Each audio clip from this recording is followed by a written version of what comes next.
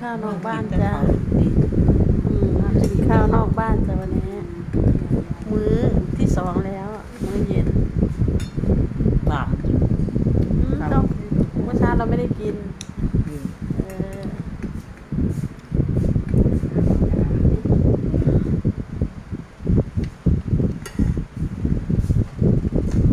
พอกินได้ปะพอกินได้ปะพอกินได้ปะมัน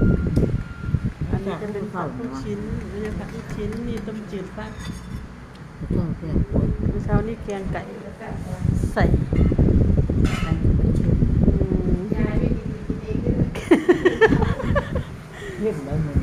ตอนไม่เข้าก็ไม่เข้ม กินไปเถอะเอาข้าวโรงพยาบาลแค่นี้ก็รู้แล้วน่ากินแล้วเนี่ย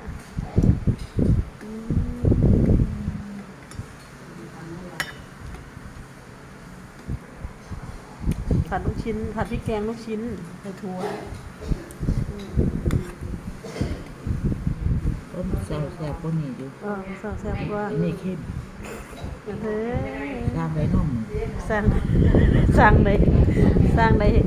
กับข้าวมื้อนี้กันละ เข้าแบบอันนี้